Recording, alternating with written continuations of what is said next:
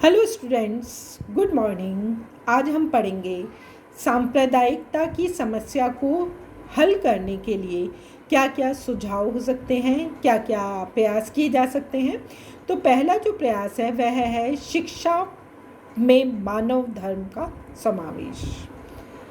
स्वतंत्र भारत में जो शिक्षा नीति थी उसमें मानव धर्म या नैतिक धर्म या नैतिक विषय पर एक कक्षा होती थी, परंतु समय के साथ वह मॉरल साइंस का जो पीरियड था वह समाप्त कर दिया गया और अर्थात शिक्षा में जो कुछ कमी आई उसके परिणाम स्वरूप हम देख सकते हैं कि हमारे नैतिक मूल्यों का में अवमूल्यन आना शुरू हुआ, हमारे में संकीर्णता आनी शुरू हुई। अतः पहला जो प्रयास है हमें यही करना चाहिए कि जो शिक्षा है उसमें हमें मानव धर्म का समावेश करना चाहिए। इसके साथ ही दूसरा जो सुझाव है वह समानता लाने का प्रयास करना चाहिए, अर्थात अल्पसंख्यक हो या बहुसंख्यक, सरकार को किसी भी योजना को बनाते समय या नीतियों को क्रियान्वित करते समय इस समानता के भाव को समाप्त नहीं करना चाहिए और समान दोनों में संतुलन बनाए रखना चाहिए, दोनों में समानता लाने की कोशिश करनी चाहिए। इसके साथ ही साथ में सरकार को यह भी ध्यान रखना चाहिए कि जो अल्पकालीन लाभ है या ऐसी किसी योजना का निर्माण नहीं किया जाए जिससे कि उस समय तो लाभ प्राप्त हो परंतु दीर्घ काल में किसी प्रकार की समस्या उत्पन्न हो जाए।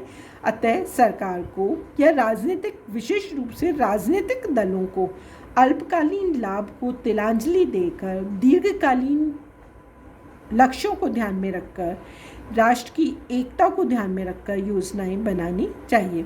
इसके साथ ही साथ में जो तुष्टीकरण की नीति है, लंबे समय तक भारत में विभिन्न दलों पर यह आरोप लगता रहा है कि उन्होंने तुष्टीकरण की नीति को अपनाया है और इस तुष्टीकरण की नीति के कारण भी भारत में सांप्रदायिकता की समस्या अधिक बढ़ी है। किसी एक वर्ग में उसके कारण असुरक्षा या असंतोष का भाव उत्पन्न हो गया है, तो इस तुष्टीकरण की नीति को पूर्ण रूप से परित्याग कर देना चाहिए। इसके साथ ही साथ में जो बुद्धिजीवी हैं या जो छात्र शिक्षक हैं, संचार और जो संचार साधन है, इन सबको भी सहयोग करना चाहिए। बुद्धिजीवी वर्ग को इस बात को समझना चाहिए कि धर्म या सांप्रदायिकता जैसी संकीर्ण बातों में हम उलझ कर नहीं रहे और जो छात्र हैं या जो शिक्षक हैं उन्हें, शिक्षकों को छात्रों के मस्तिष्क को अधिक विस्तृत बनाना चाहिए, सकारात्मक दिशा में ले जाने का प्रयास करना चाहिए। संचार साधनों को कोशिश करनी चाहिए कि छोटी मोटी घटनाओं को राजनीतिक या सांप्रदायिक रंग प्रदान नहीं करें और मानवता के आधार पर निर्णय लेने चाहिए। इसके साथ ही साथ में जो अंतर्राष्ट्रीय संबंध हैं या जो विवाह इत्यादि हैं उनके कारण भी अनेकों बार समाज में जटिलता आ जाती है। सौहार्दपूर्ण जो माहौल है वह संदेह या हिंसक माहौल में परिवर्तित हो जाता है।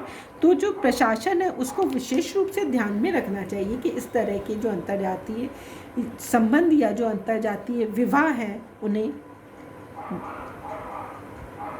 हल करने की मानवीयता के आधार पर उन्हें हल करने की कोशिश करनी चाहिए। और इसके साथ ही साथ जो विभिन्न सांप्रदायिक संगठन हैं, चाहे वह किसी भी वर्ग के हों, उन संगठनों पर रोक लगानी चाहिए ताकि संकीर्णता से हम ऊपर उठ सकें। और इसके साथ ही साथ में भारतीय दर्शन को जनजीवन का मूल मंत्र बनाने का भी प्रयास करना चाहिए। जो भारतीय दर्शन है जो कि वसुधैव कुटुंबकम के सिद्धांत में विश्वास करता है वह आम जनता तक पहुंचाना चाहिए।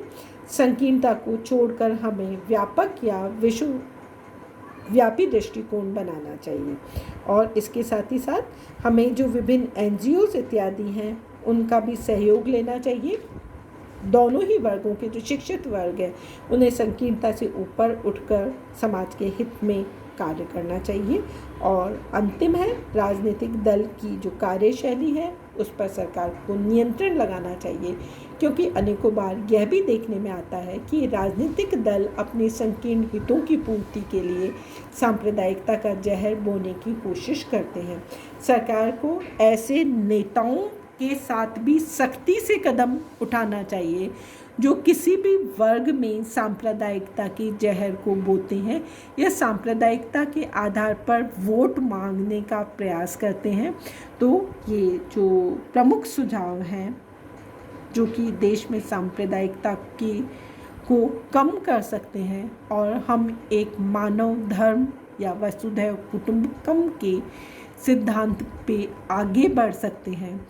हिंदू मुस्लिम दोनों ही भाई भाई हैं, उनमें किसी भी प्रकार का भेदभाव नहीं लाना चाहिए।